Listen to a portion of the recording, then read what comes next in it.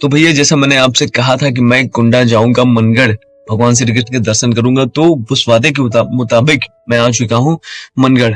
अब इस ऑटो में मैं बैठ चुका हूँ, भी कोई पैसेंजर ज्यादा है नहीं, तो जब पैसेंजर ये फुल हो जाएगा, पैसेंजर से भर जाएगा, तब ये गाड़ी चलेगी मनगढ़। मैंने बात कर लिया है, फिर मैं यहाँ से निकलूंगा मनगढ़ और फिर वहां रुकूंगा, खाना पीना खाऊंगा, फिर वहां घूमूंगा, फिर शाम को ट्रेन पकड़ के अपने घर। तो आप देख सकते हैं मेरे आगे पीछे का नजारा बिल्कुल सिंपल। और अभी पैसेंजर से जब फुल हो जाएगी फिर हम चलेंगे कुंडा फिर हम चलेंगे मनगढ़। तब तक देखते रहेगा K2H blog, like share and subscribe. Thank you. और हम बैठ गए अपनी ऑटो रिक्शा में, और जानते हैं सबसे इंटरेस्टिंग बात यह कि उस ऑटो रिक्शा में हम ही अकेले बैठे थे और कोई था नहीं। अब ऑटो रिक्शा वाले भैया भगाते हुए चलते, हमने कहा जितनी जल्दी हो सके पहुंचा दो।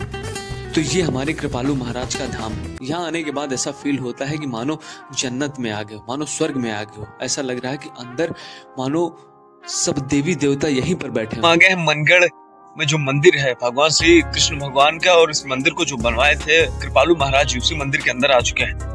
सिक्योरिटी हमारी हो चुकी है चेक, बैग वैग हमने चेक करवा लिया है। अब हम चलते हैं मंदिर के अंदर, वहां का नजारा देखते हैं कैसे है। बहुत सुकून मिल रहा है, बहुत मजा आ रहा है, बहुत अच्छा भी लग रहा है। तो प्लीज आप लोग वीडियो देखिएगा और बताइएगा जरूर कि वीडियो कैसा बना है और मैंने कैसा बनाया है। तो प्लीज देखते रहिएगा K2H ब्लॉग। Thank you. चलते हैं आगे की ओर।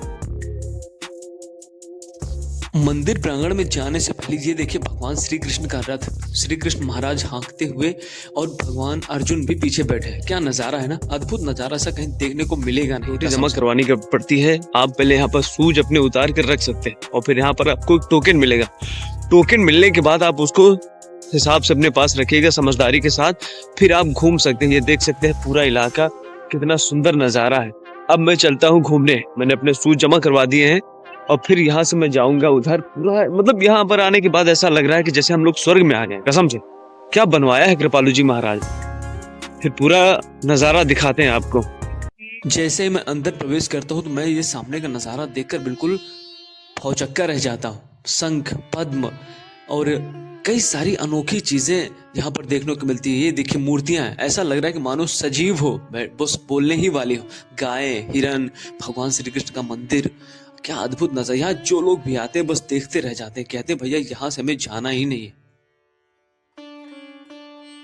ये हमारे कृष्णा का भक्ति मंदिर है। कैसा लग रहा है बताना जरूर कमेंट में। देखकर कसम से सुकून मिलता है। आपको लिए चलते हैं वहां पर जहां भगवान भक्ति भवन है।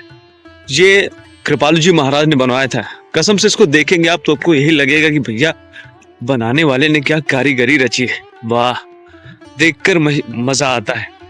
और हम यहाँ पर जब आए हैं, जब से हम मतलब जब यहाँ आप आते हो तो अलग एनर्जी आपको यहाँ फील होती है, एक अलग सुकून, एक अलग एहसास मिलता है। ऐसा लग रहा है कि हम कसम से भगवान के सही में द्वारिका में चले आए, मतलब भगवान की नगरी में चले आने के बाद ऐसा लग रहा है कि हम कहीं सतयुग में तो नहीं आ गए। वही फील, वही सुकून, वही एहसास होता है। देखिए क्या नजारा है। वाह, सारी दुनिया में ऐसा सुकून कहीं मिलेगा नहीं। वाह क्या नजारा है यार। फिर पास में मैंने देखा तो वही नजारा था जब भगवान श्री कृष्ण समुद्र में कालिया नाग का मर्दन करते हैं। देखिए क्या अद्भुत नजारा है। मैं बहुत भाग्यशाली हूँ जो मैं सनातन धर्म में पैदा हुआ हूँ। जब मैंने ये चित्र देखा तो मुझे लगा कि कृष्णा मेरे सामने ही खड़े। दोस्तों आप देख सकते हैं मेरे पीछे राम दरबार है और श्री कृष्ण का भी दरबार, और भगवान कृपालु महाराज जिन्होंने ये सब बनाया है वो भी है। तो आइए आपको दिखाते हैं। ये देखिए क्या नजारा है। मतलब यहाँ आने के बाद आपको ऐसा फील होगा कि जैसे सच में सब लोग यहाँ पर बैठे हुए हो।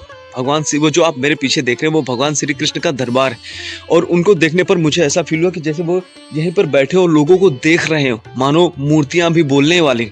वाह, ऐसा नजारा कहीं मिलेगा नहीं। कसम से कहा जाता है कि सनातन धर्म में ऐसी ऐसी चीजें हैं कि जिनका वर्णन आप कर ही नहीं सकते, सिर्फ आपको देखने पर ही फील होता होगा कि कैसा सुकून मिलता है यहाँ आने पर। ये देखिए, ये राम दरबार, सॉरी ये कृष्ण दरबार है, उधर भी भगवान श्री कृष्ण का दरबार है, और उसके बगल में यहाँ पर आप जब यहाँ आएंगे तो यहाँ राम दरबार। देखिए क्या सुकून है, क्या नजारा है। वाह भैया, बनाने वाले ने क्या कारीगरी रची है। अभी बहुत सारी चीजें आपको दिखाते हैं। हम तो भैया सुबह ही सुबह चले गए, क्योंकि हमारा जो मन था, हमने कई दिनों से सोच रखा था कि भैया हम जाएंगे जरूर एक बार देखने के लिए।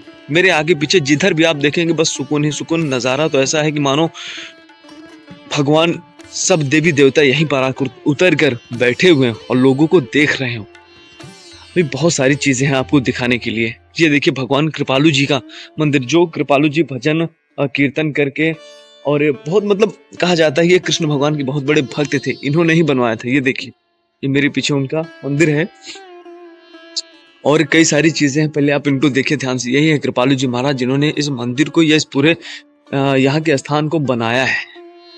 कृपालु जी महाराज आपको मेरी तरफ से कोटि कोटि नमन, बारंबार प्रणाम, एक बार नहीं करोड़ बार प्रणाम।